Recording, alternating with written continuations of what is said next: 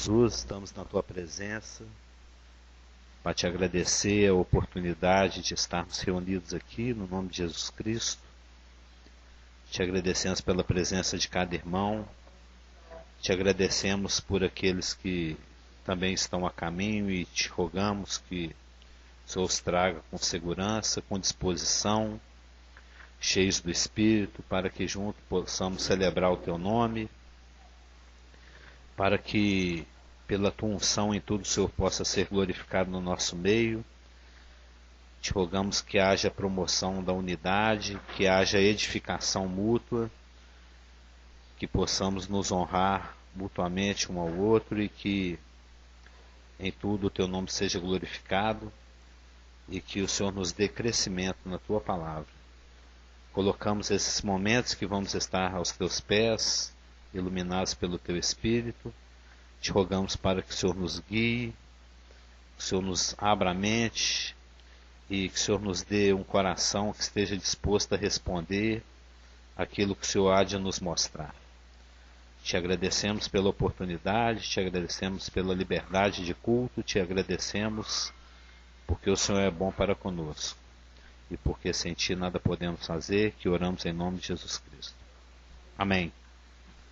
Hoje, 17 de novembro, o ano já vai indo embora, né? 17 de novembro de 2013, aniversário da Vicentina, também conhecida por Márcia Bonfim, e nós estamos aqui estudando aquelas 10, são 10 doutrinas muito simples, que se baseiam num pequeno livreto escrito por um irmão há uns 150, 200 anos atrás, que é o Manejando Bem a Palavra da Verdade. Nesse livretinho, viu, irmãos, ele coloca 10 doutrinas. São doutrinas muito básicas e são doutrinas que nos ajudam a compreender o corpo maior de revelação que tem na Bíblia. A primeira desses estudos foi um estudo a respeito do judeu, do gentio e da igreja, que foi um estudo no qual nós aprendemos que Deus trata com a humanidade, com a população do planeta, de forma diferente. Ele não faz acepção de pessoas, mas Ele trata cada um de acordo com a iluminação que a gente tem. Eu, por exemplo, eu não posso cobrar de uma pessoa, de uma criança, responsabilidades que ela ainda não tem, que ela só vai ter quando ela for adulta. Um professor não pode cobrar de um aluno que está principiando, né, que está lá nos primeiros anos de escola, matérias e assuntos que ele ainda não aprendeu, que ele vai aprender só quando estiver bem mais lá avançado. Então, de acordo com o grau de revelação que cada um recebe, é que o Senhor nos trata, é que o Senhor nos orienta, é que o Senhor nos conduz. A quem muito é dado, a muito é cobrado. E é uma questão de responsabilidade. E dentre todos os povos, Deus chamou um povo específico, um homem chamado Abraão, e fez dele a nação de Israel. Então Israel recebeu muita revelação da parte de Deus. Ele tem muito mais compreensão das coisas de Deus, dos oráculos de Deus, do que os povos que não conhecem a Deus. Então Deus trata os povos de uma maneira diferente que Ele trata Israel. Israel é muito cobrado porque ele tem muita revelação, ele sabe muito. Então ele tem o compromisso de responder essa revelação. E também existe a igreja, que tem uma revelação maior ainda, inclusive o Espírito Santo, que é o ensinador, nos habita. Ele habita na igreja, habita também em cada crente individual. Então Deus trata com o judeu, com os povos, os gentios e com a igreja de forma diferente. Depois que nós aprendemos a respeito do judeu, do gentio e da igreja, nós aprendemos também sobre as dispensações. Da mesma forma como com cada grupo de pessoas, ele trata de uma maneira diferenciada em função do grau de revelação que esse grupo recebeu, Também ao longo dos tempos, ele trata com esses grupos e com a humanidade de acordo com o grau de revelação que é dada naquela época. Esse aí foi o estudo das dispensações. Através do estudo das dispensações, que foi o segundo estudo que nós fizemos baseado no livrinho Manejando Bem a Palavra da Verdade, desse irmão, o Scofield, nós vimos que desde a criação do homem até o dia em que os céus e a terra passarão, a gente pode dividir a história em 7 períodos. E em cada um desses períodos ou dispensações, Deus trata a humanidade, bom dia, de acordo com o grau de revelação que é dada. E cada dispensação é um período de tempo, bom dia, é um período de tempo durante o qual Deus trata com o homem de acordo com a obediência que ele presta em relação a uma revelação específica. Deus, por exemplo, na primeira dispensação, que foi a da inocência, só existia uma revelação. A Bíblia do Adão tinha uma folha só. Vou para o culto, mulher. Tinha uma folha. Só tinha uma frase. Da árvore do conhecimento do bem e do mal não comerás, porque no dia em que dela comeres, certamente morrerás. Então só existia uma responsabilidade. Não comer daquela árvore. E durante essa dispensação da inocência, o homem foi testado na sua obediência com relação a essa revelação específica, não comer da árvore. E ele falhou. E na realidade o homem falhou na dispensação da inocência, ele tem falhado na dispensação da consciência. A consciência, ainda que nos dê advertência a respeito daquilo que se deve fazer e daquilo que não se deve fazer, a maioria dos homens não vive de acordo com a consciência. Ainda que tenha sido dito a Israel, não roubarás, todos os homens têm noção de que não se deve roubar. Ontem aí, esses dias, estão prendendo um monte de gente, ó, que sabe que não pode, mas tá pondo a mão no dinheiro dos outros assim mesmo. Nós estamos aí trabalhando aqui para os outros roubar, né? A gente não pode pensar que não, mas o impostômetro, tem lá em São Paulo, fecha todo ano em 1,5 trilhão. A gente trabalha até o janeiro, fevereiro, março e abril à toa, só para pagar imposto. Todo mundo sabe disso, né? Os 4 primeiros meses do ano a gente não ganha nada. A gente trabalha só para pagar imposto. É como se você fosse 4 meses lá na firma, batesse ponto todo dia, 8 horas por dia, chegou no fim do mês e falou, está aqui o seu pagamento. Cadê? Não é nada, você não vai receber nada. Esse aqui é meu. Então, o homem tem falhado. E esse é o propósito das dispensações em todos os períodos durante os quais ele foi testado. E esse é o objetivo das dispensações. Demonstrar que o homem, aquele ser que foi feito à imagem e semelhança de Deus, aquela criatura que Deus fez para ter comunhão, o homem foi feito para adorar a Deus, para viver com Deus. A gente tem o molde de Deus, as peças que se encaixam, não é? Deus e o homem. Deus, eu tive conversando isso recentemente com alguém. É absurdo o tanto que Deus gosta do seu Amâncio. Gosta muito.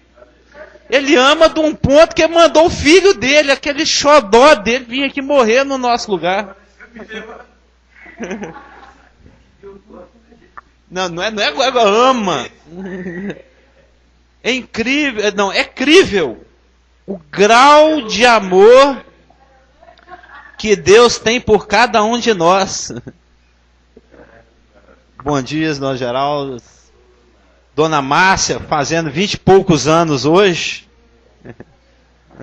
Bom dia, Dr. Cliff. Fazendo 20 e poucos anos hoje. A idade está na alegria e na atitude, você sabe, né? Então, eu, por exemplo, tenho 17 para 18. Quiçá 16. É. Ó. Isso tudo, ela falou.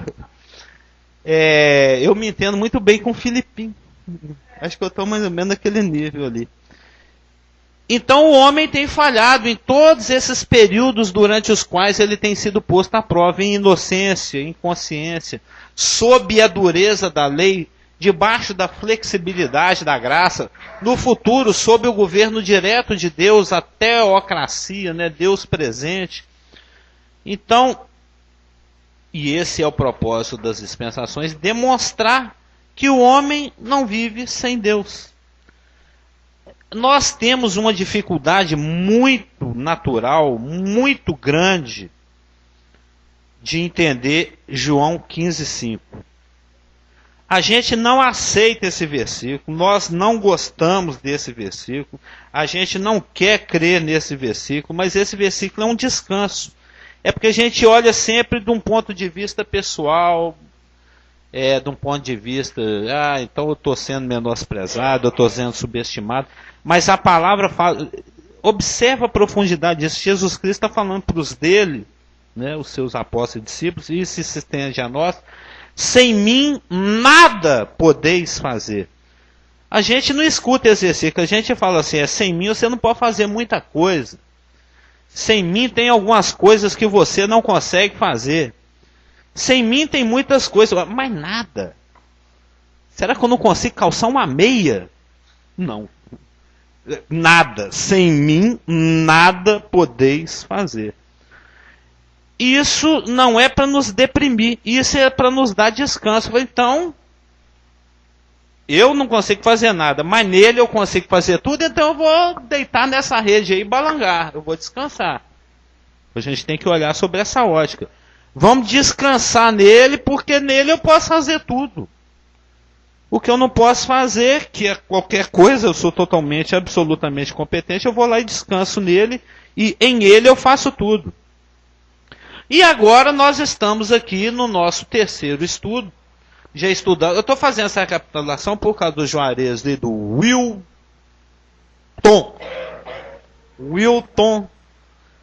é porque eles são os nossos recém-nascidos aqui, né, os novatos na fé. E é isso que a gente tem estudado, que Deus trata a humanidade de acordo com grupos diferentes e em cada época de uma forma diferente.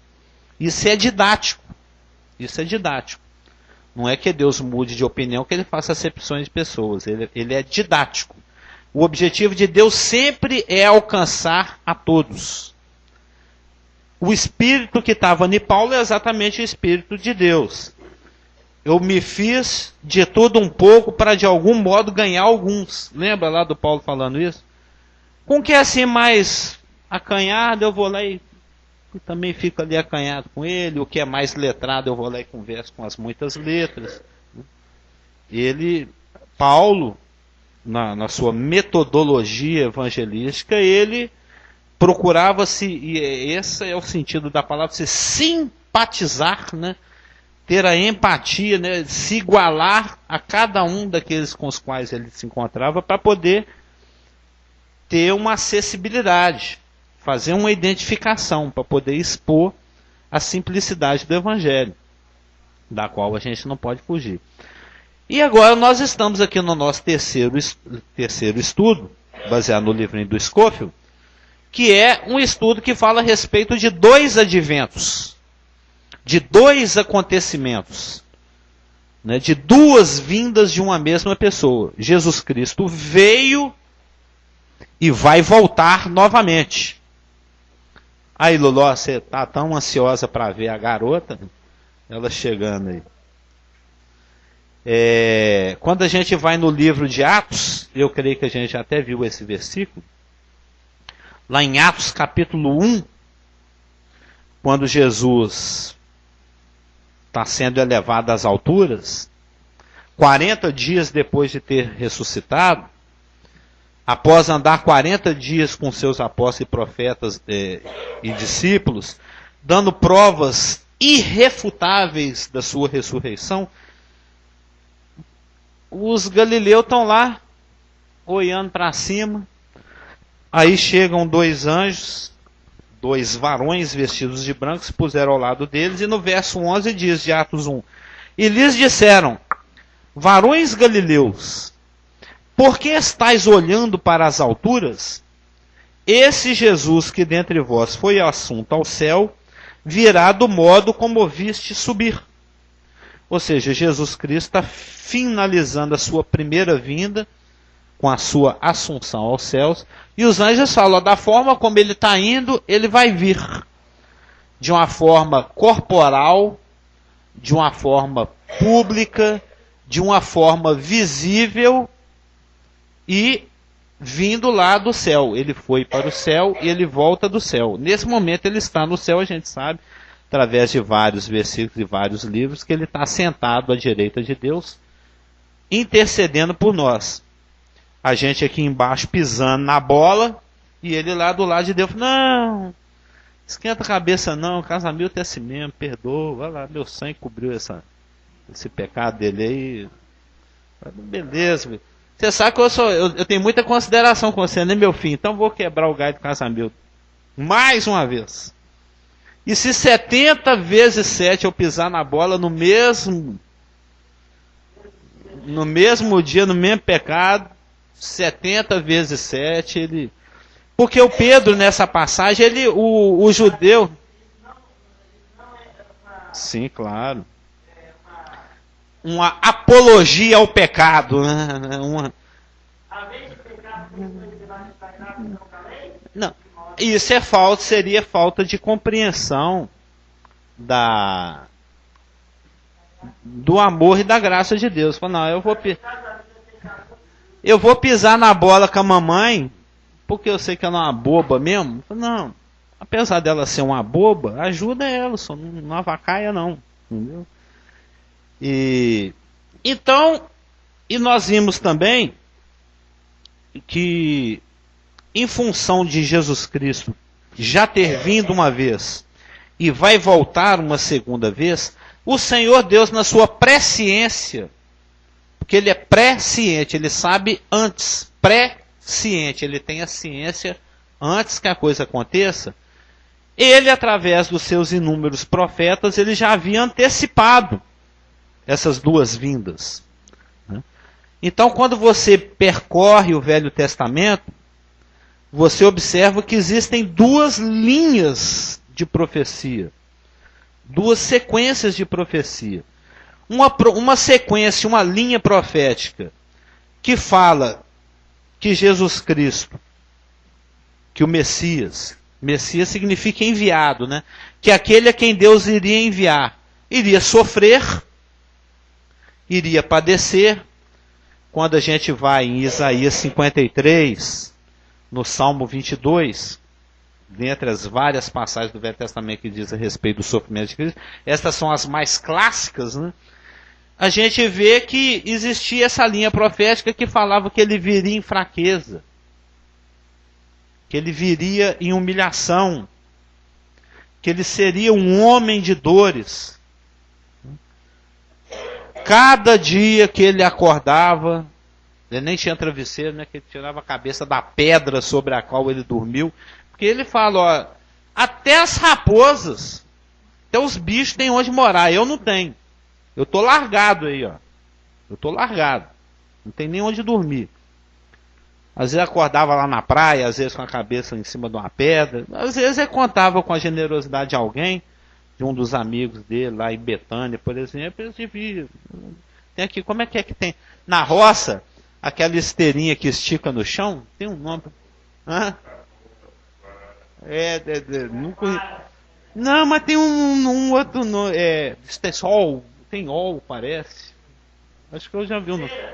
É esteira. Mas é uma coisa dessa que tem muito em Minas aí, né? Que é um monte de paia, tudo grudadinho na outra assim. Mas tem um nome com ol, parece. Mas esses nomes que o irmão João falou ali, eu não conhecia não. Não, eu não. Mano, às vezes a minha mineirice não é do lado que a sua vem, né? Que tem umas variações regionais aí. A cada dia que ele acordava, ele estava com alguma coisa doendo, um homem de dores, sobrecarregado de trabalhos. A gente reclama às vezes que tem muita coisa para fazer, lá em Isaías 53, fala que ele era sobrecarregado de trabalhos, que era comparado a uma raiz de uma terra seca, que ele não tinha beleza nem formosura, que ele era indesejado, que ele era desfigurado e maltratado, que ele seria, né? O profeta está vendo isso no futuro. Ele esperando um Messias lindo e loiro dos olhos azuis, igual eles pintam aí por aí, né? Aquele Jesus parece o do salão, né? Aqui não, fala que é um homem arqueado, cheio de dor, sobrecarregado de trabalho, fraco, humilhado, indesejado. Daqueles que, de repente, a pessoa te fraga com ele na rua. Você está com esse rapaz? Eu não, nem conheço. Tem quem quer não. Uma pessoa assim, mal vista socialmente. Abandonado pelos homens e por Deus. Companheiro de ímpios até na sua morte. Por isso que o judeu, na primeira vinda de Cristo, teve muita dificuldade de receber aquele homem que estava se apresentando como o Messias. Eles questionavam a religiosidade dele, porque a religiosidade do homem, Jesus Cristo, o Messias, não estava encaixada no molde judaico, que tinha muitas tradições.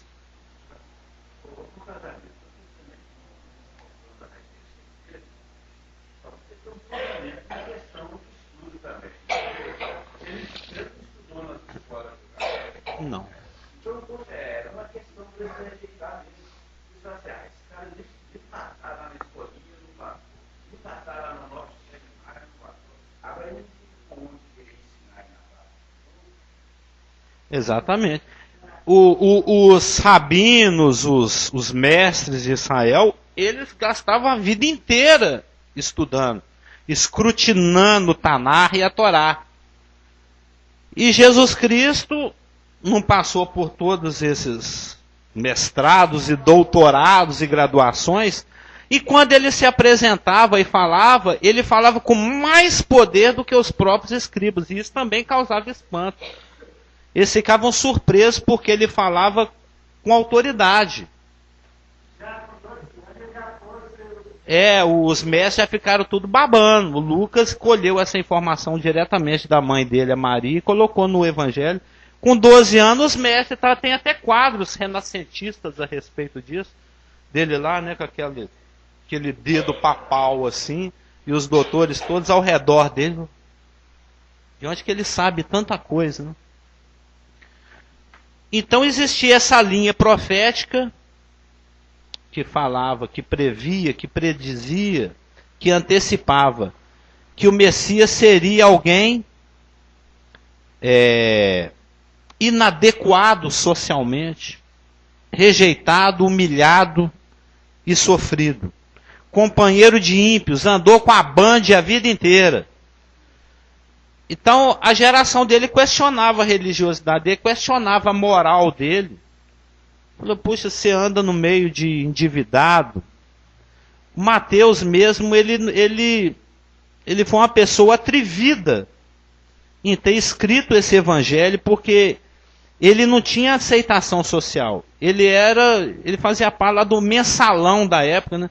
Se tivesse, na época, aquele juiz lá ia pôr na cadeia, porque vivia metendo a mão, porque o coletor de impostos não tinha salário. Ele prestava um serviço para Roma, voluntário na marra, e ele tinha que ganhar o dele dando uns jeitinhos, né? O caixa 2, o caixa 3, mexendo ali na contabilidade. Então ele não tinha qualificação moral para andar com o Messias.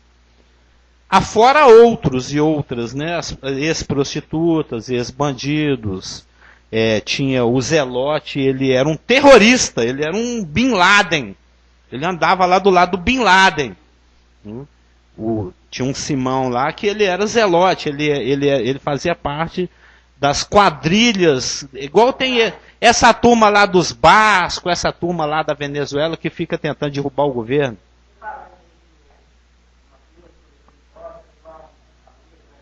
Ele era um mensaleiro.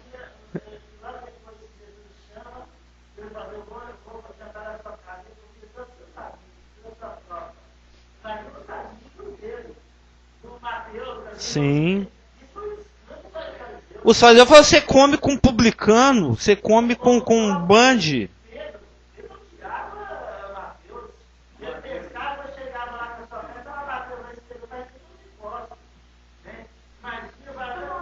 Quanto que você pescou hoje?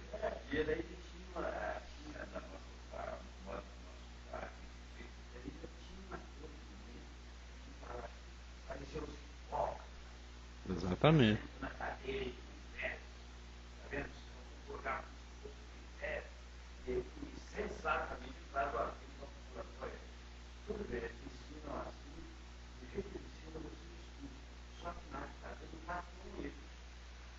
É porque era uma coisa de aparência. Era uma máscara. O Hipócrates, né? Era uma coisa de tampar o rosto. É isso que eu ia citar agora. Quando ele foi questionado na sua moral por andar entre os ímpios, ele falou, olha, o são não precisa de médico, não. Você marca a consulta para daqui 3 meses, chega lá, entra no consultório, e aí, o que você tem? Eu falei, não tem nada, não. O que você vai fazer? Ah, não sei. Eu estou normal, ótimo, minha pressão está ótima, então o que você está fazendo? Não vim fazer nada aqui não. Vim te ver. O são não precisa de médico, o doente precisa. E foi isso que ele respondeu para aqueles que questionaram a moral dele. Então, mas a profecia previa que ele ia andar no meio dos transgressores até a sua morte. Foi inclusive crucificado ao lado de 2. Então foi vida e morte entre transgressores. E isso era inaceitável para a geração que, na realidade, teve o privilégio de conviver com a pessoa de Jesus Cristo na sua primeira vinda. Eu, particularmente, morro de inveja. Eu acho que teria sido, como diz o Marcelo, o maior barato ter andado com Cristo, você ter consciência, esse aqui é Deus em carne. É lógico, nós vamos viver eternamente com Ele, mas ter suado com Ele, ter dividido o peixe para a multidão com Ele, ter visto Ele andar em cima da água, ter sido aquela testemunha ocular da sua primeira vinda, eu acho que foi absurdamente o maior barato. Eu acho que...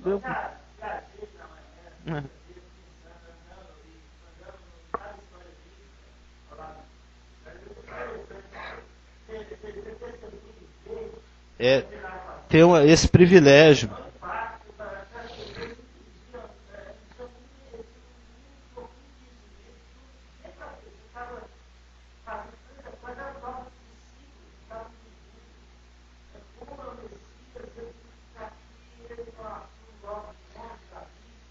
A gente vê que muitas vezes ele repreende aqueles que estão seguindo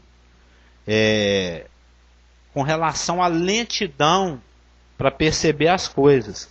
Mas eu penso que a insistência, né, do investimento de Cristo naquelas vidas é que ainda que o entendimento fosse pequeno, muitos, como você já citou muitas vezes, eram até iletrados, era até analfabeto mesmo, mas ele olhava lá dentro do coração, ele percebia uma coisa que é o principal. Eles estão com vontade de aprender e obedecer. E isso aí é que não preocupa com o tanto que o outro canta bem, viu, Cliff? O tanto que o outro mexe na guitarra bonito, ou o tanto que o outro sabe de Bíblia ou não sabe. A única coisa que realmente interessa para Deus é ter disposição naquele coração. Pisar na bola ele pisa muitas vezes, mas eu sei que lá no fundo do coração ele está querendo crescer, está querendo me acompanhar, ele está querendo aprender. Porque tem gente que tem tudo dessas outras coisas, mas não tem essa disposição, então não serve para nada. Para que tanto conhecimento, para que tanta riqueza de dinheiro, para que tanto isso, para que tanto aquilo, sendo que na realidade ele não quer. Contra o querer não adianta, ele não viola. Esse é um grande mistério, né? E o grande barato da coisa. Porque o próprio Jesus falou com os fariseus: se vocês não creem em mim, creem pelo menos nas obras, porque elas dão testemunho. Dão testemunho de mim. Porque a gente sabe que o Espírito Santo, e é sempre assim, nunca mudou. Por algum momento a pessoa está na rua e de repente, por obedecer, aquilo entra no coração, e isso é um mistério do Espírito, que desde a época de Jesus falava. o Espírito habitará em vós e fará coisas maiores. E com relação a viver na época, não é nem... É só porque hoje a gente tem um conhecimento maior. Evidente que viver na época de Jesus Cristo seria o maior barato, mas as coisas estavam se cumprindo e tinham que se cumprir no que se refere à crucificação dele e morte e ressurreição. E talvez, como judeu, porque para estar lá a gente deveria ser judeu, a gente estava arriscado realmente a ir pela linha deles, mas também aceitá-lo como os apóstolos e outros aceitaram, por causa do Espírito Santo. Isaías 55 fala que os pensamentos do Senhor não são iguais aos nossos pensamentos, tais quais os caminhos do Senhor não são iguais aos nossos caminhos. E eu estava pensando exatamente quando você citou sobre Jesus, o ministério dele sendo com as pessoas que tinham problemas, pessoas rejeitadas pela sociedade. E eu lembrei que o seguinte, algo incrível, fazendo um paralelo, é que o Davi, ele foi prometido ao seu descendente, o Messias viria de Davi, o leão da tribo de Judá. Nós sabemos todo o pacto davídico, um trono, um reino, uma casa.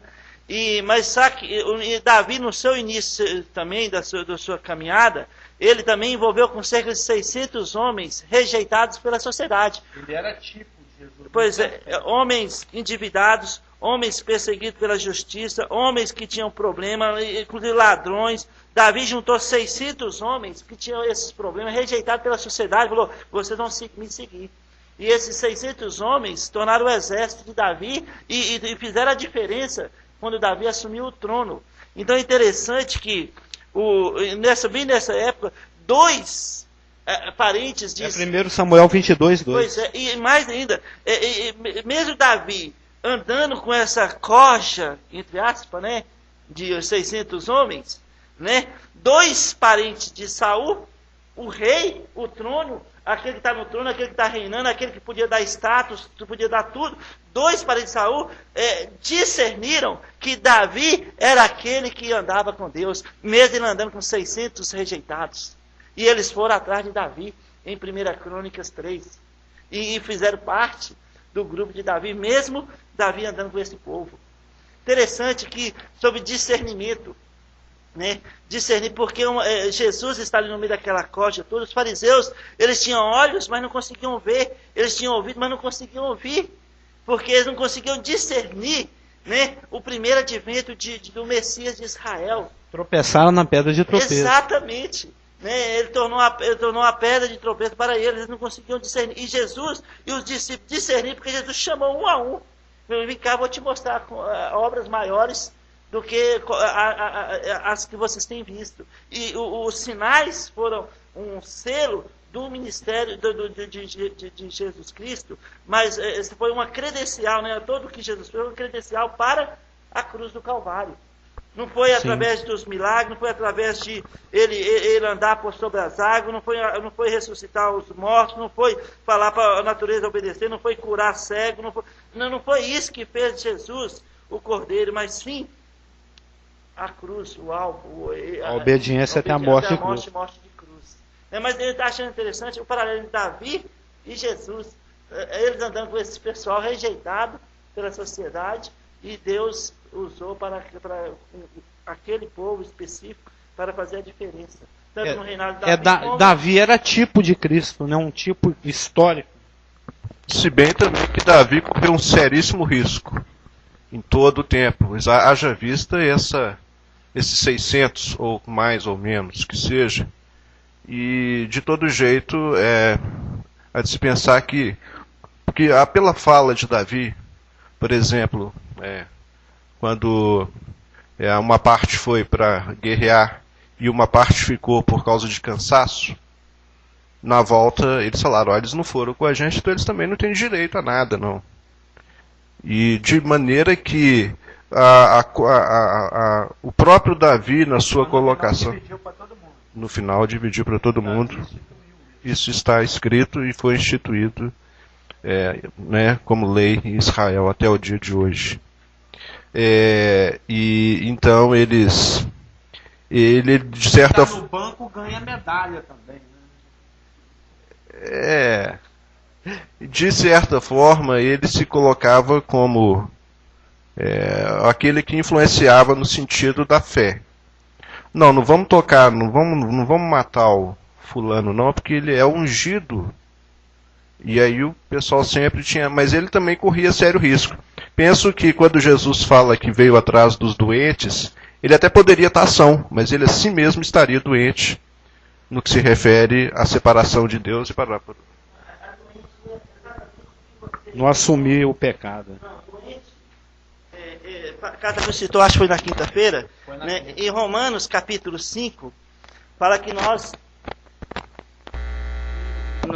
justificados mediante a fé, temos paz com Deus. Ele vai descendo até o versículo 5. E fala que Cristo veio nos resgatar quando nós estávamos enfermos. Enfermo no grego ali, fala doente. Fala sobre enfermidade do pecado. Fala sobre quando nós estávamos separados. Nosso coração era exatamente de acordo com o capítulo 1. Literalmente depravado. Separado de Deus. E Deus nos amou de tal forma que mandou Jesus exatamente para curar, nos sarar a nossa alma da doença do pecado, da enfermidade do pecado. Por isso, Isaías 53, que está citando hoje tão bem, fala que as nossas enfermidades foram lançadas sobre ele. Ele veio para nos curar. Mas a enfermidade no sentido de natureza pecaminosa e pecado. Aí está a raiz, a natureza pecaminosa. Mas, por extensão, também se aplica às enfermidades físicas. No costume da lei naquele país, ele era considerado o inverso.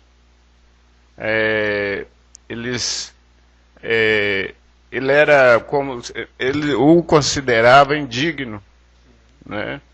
Porque ele fazia tudo o contrário do que eles entendiam, que achava que era certo. Disseste bem. Do que eles achavam que era certo. Ele tinha um compromisso com a palavra de Deus, não com aquilo que eles acrescentavam à palavra de Deus. Exatamente. Ele era considerado como um mau exemplo. Certamente. Isso foi Cristo na sua primeira vinda. Conforme profetizado em Isaías 53, de 1 a 10, em Salmos 22, em Zacarias 13 e em outras passagens do Velho Testamento. Por outro lado, alguns fariseus sacerdotes disseram que ele, aquele que andava no meio dessa coisa, era o Messias de Israel. Aí Nicodemo, por exemplo, orava por amor e olha para ele. Eu não tenho uma diferente dos meus amigos doutores da lei, né? Mas como eu faço para ser salvo? Mas eu sou. Aí ele foi aquele que tirou Jesus da cruz. E mesmo ele não tendo feito a escola, né, que eles, doutores, fizeram, ele o reconheceu. Tipo assim, ele não é diplomado, senador, mas ele falou, excelência. Ele, como doutor, o Nicodemo, se dirigiu a ele pelo título de doutor, rabi, mestre. Sabemos que ninguém pode fazer o que você faz se não for vindo de Deus. Ou seja, ele não fez doutorado nem mestrado, mas o mestre doutor o reconheceu como tal.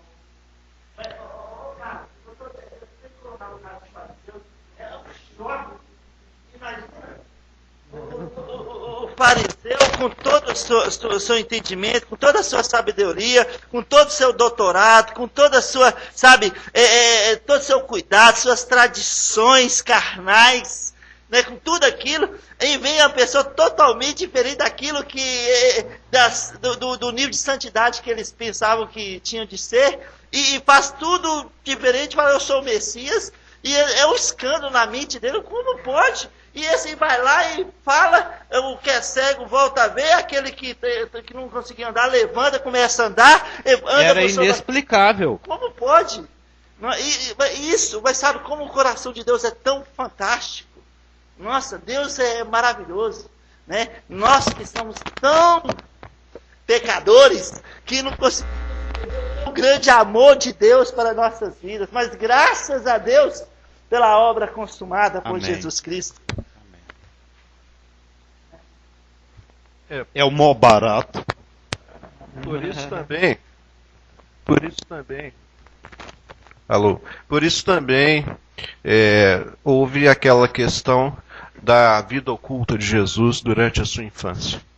É evidente que Jesus Cristo, assim como nós, que somos naturais, nós aprendemos também por observação, pelos costumes, pela lei que rege o país ou a comunidade, as regras. E ele era, como é, filho de carpinteiro.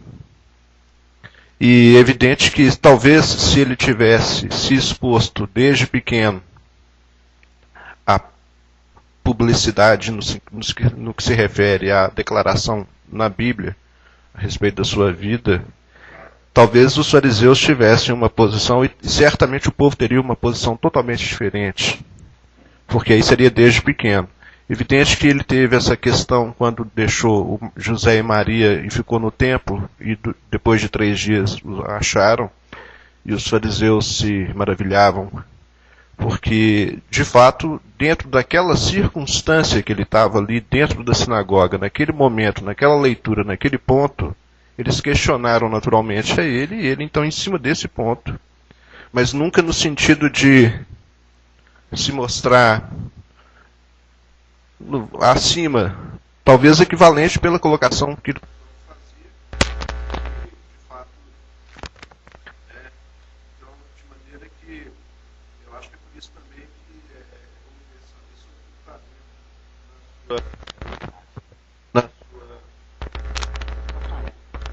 não pode mexer de jeito nenhum, pelo visto, mas entendeu? É isso. Por outro lado, ainda que existisse uma linha profética no Velho Testamento que falava, que previa um Messias, um enviado, humilhado, né, mal visto, existia também uma outra linha profética que falava de um Messias esplêndido, irresistível, soberano, vencedor. Isso está em Isaías 11, de 1 a 12. Reunindo os dispersos de Israel, purificando a terra e conquistando os seus inimigos, os inimigos de Israel, com juízos terríveis. Isso também está em Isaías 24, 21 a 23.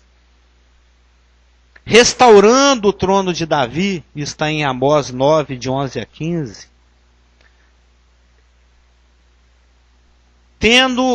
Implantando um reino e um governo com uma glória maior até do que a glória de Salomão. Isso está em Miqueias 5, de 4 e 5. Isso também está em Salmos 24, 7 a 10. E introduzindo um reino de perfeita justiça. Isso está em Jeremias 23, de 5 a 8. Aí, de acordo com 1 Pedro 1,11, os profetas ficavam perplexos. 1 Pedro 1, 10 e 11 fala que os profetas indagavam e inquiriam após investigar atentamente aquilo que eles mesmos receberam como revelação, aquilo que eles mesmos tinham acabado de escrever. Quais seriam essas circunstâncias que estavam sendo indicadas pelo Espírito de Cristo que estava neles, que de antemão estava dando testemunho tanto desses sofrimentos, prevendo esse Messias humilhado, sofrido e rejeitado, como também das glórias que iam seguir. Um Messias esplêndido, irresistível, soberano, vencedor, conquistador, implantando um reino, reerguendo o tabernáculo de Davi, trazendo novamente o governo monárquico davídico, inclusive estendendo a glória desse governo monárquico, que teve o seu auge na época de Davi e de Salomão. Ambos foram tipos de Cristo, né? Davi principalmente na sua humilhação e Salomão na sua exaltação. Um reino de perfeita justiça, de paz e várias outras coisas que nós estamos estudando lá na casa do pastor toda quinta-feira às 20 horas. Eles não entendiam como um Messias, alguém que Deus está nos enviando, pode ser rejeitado, sofrido, desqualificado dessa forma, e ao mesmo tempo ser exaltado, soberano, irresistível, vencedor. Aí fica por conta de você confiar que Deus é confiável ou não. Em todas as épocas, Deus trabalha com o nosso coração, com o coração do homem, dessa forma. Ou você crê que ele seja uma pessoa estável, confiável, digna de crédito, ou não. Porque se você for olhar para a circunstancialidade, se você for olhar para o que está acontecendo, se você for olhar ao redor, Deus é mentiroso. Não dá para confiar. Eu gosto de ler o Mananciais no Deserto, não sei se os irmãos conhecem, é um livro de devocional. No dia 13 lá, eu li um devocional que eu achei fantástico. Realmente me deixou balançadíssimo, me deixou bem impactado. Porque o Abacuque, ele tinha revelações que acrescentavam em cima de outras revelações que já haviam sido dadas, inclusive por Isaías, que viveu uns 100 anos antes dele, e outros profetas que falavam a respeito da glória de Israel como uma nação exaltada por Deus. Ele sobe no alto de uma montanha para fugir das pedradas e das flechadas, ele olha lá para baixo, ele vê um rei ímpio e idólatra destruindo Jerusalém e o templo. Eu falo, ó Deus, se for ver mesmo, pelo que eu estou vendo aqui, o Senhor é mentiroso. O Senhor previu uma coisa, o Senhor fala uma coisa e está acontecendo outra. Mas eu vou ficar com você assim mesmo. Eu vou continuar crendo, ainda que a videira está murcha, que a vide, que o bezerro, que a vaca, está tudo indo para o beleléu, literalmente, né? Ainda que a vaca esteja indo para o brejo, eu vou continuar crendo em ti, que o justo vive pela fé. Isso foi o caso de poucos naquela geração, como o pastor citou. Teve muitos que, ainda que os olhos mostrassem uma coisa, eles preferiam ficar com o que está escrito. É assim no nosso dia a dia, na nossa vida. Muitas vezes Deus vai te trazer um rema, Ele vai iluminar uma porção das Escrituras, vai te trazer uma convicção pelo Espírito Santo no coração, e vai permitir que a circunstância mostre exatamente o contrário. Porque você caminha crendo, não, eu sei que a pessoa que eu creio, ele é firme, ele é digno de crédito, então eu vou prosseguir assim mesmo. Aparentemente eu vou me dar mal, aparentemente tudo está dizendo o contrário, mas ele é fiel e ele é digno de confiança, então eu vou seguir pela fé. Esse é o caminhar de qualquer um em qualquer época, seja lá, seja aqui. E aí, para terminar a citação lá do Mananciais do Deserto, ele cita esses tipos de circunstância em que o justo vive pela fé, e a nossa convicção e as nossas decisões, o nosso proceder, tem que ser em cima do fato de que ele é estável, confiável e digno de crédito. Aí veio a pedrada do Espírito Santo. E é assim que ele quer que nós sejamos também.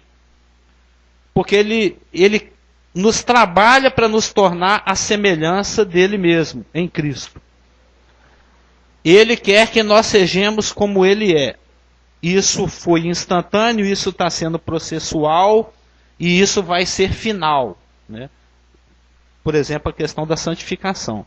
A gente é santo por posicionamento em Cristo, o Espírito Santo nos trabalha em santidade em cada detalhe ao longo da nossa vida no dia a dia, e vai haver uma santificação final. A questão da estabilidade e da credibilidade.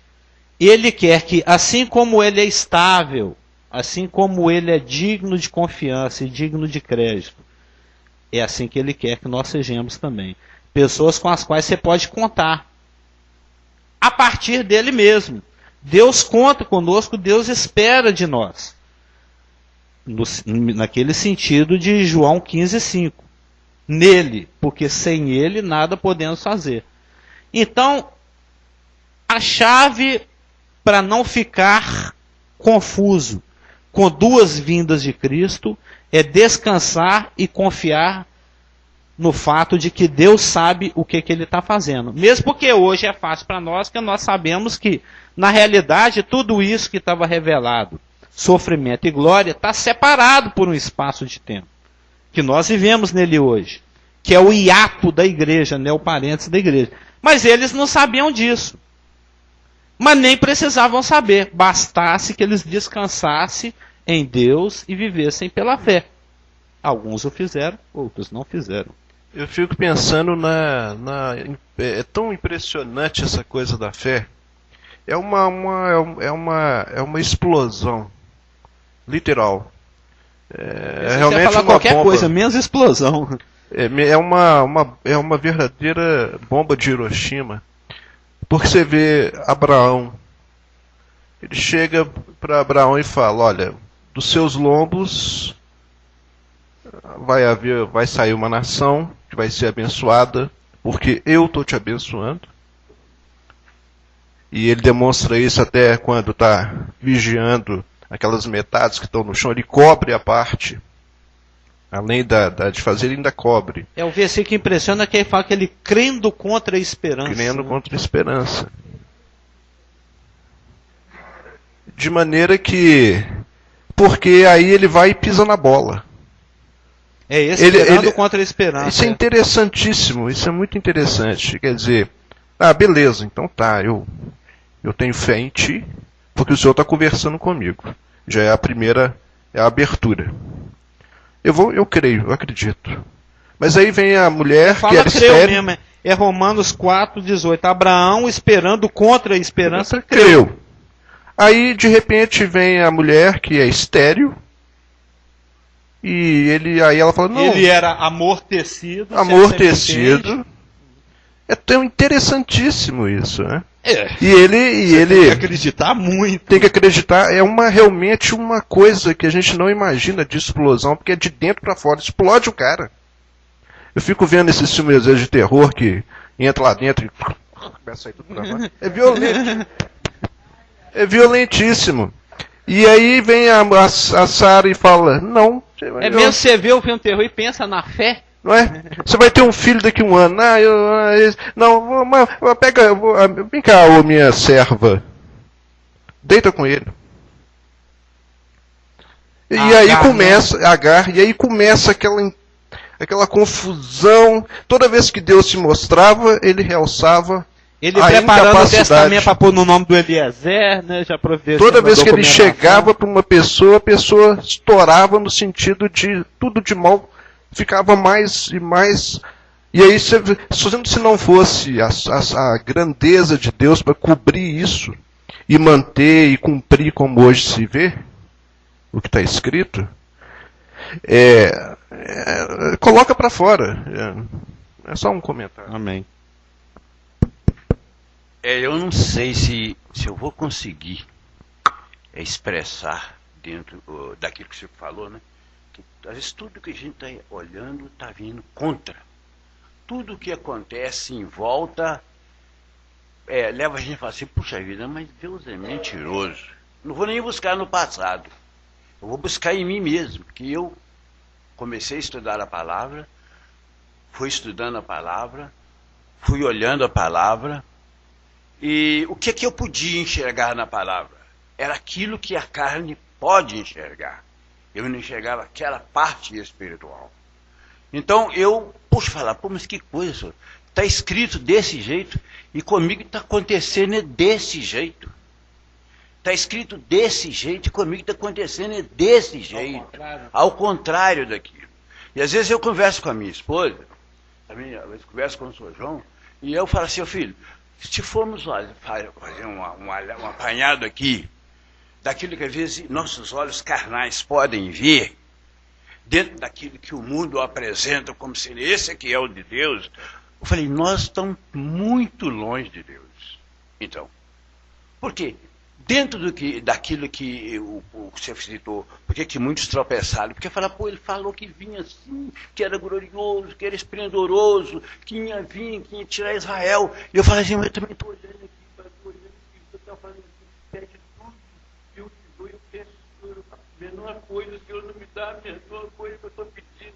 Ô pai, eu estou abrindo mão de casa, de carro, ô pai, eu só quero ser um vaso na mão do Senhor. Ele fala assim, vaso você é, mas por enquanto eu te uso assim como vaso fraco, uma coisa que você não espera, porque eu tenho coisas para santificar, que é através disso. Então muitas vezes nós pegamos esse passado do Espírito, mas a explicação que o Senhor deu mostra bem a nossa realidade também hoje. Hoje é verdade. É uma verdade eterna. E aí eu sempre digo para minha esposa, e também conversando com o Sr. João, sempre digo, Sr. João, se Deus falou, filho, eu não posso estar certo. Eu posso estar enganado em entender as coisas de Deus. Mas se Deus é verdadeiro, Ele falou, Ele sabe, Ele está certo, e eu estou errado, e só me resta uma alternativa. E eu tenho que crer no que Ele falou. Como diz o outro, falou, está falado, né? E com isso nós encerramos esse estudo das duas vindas.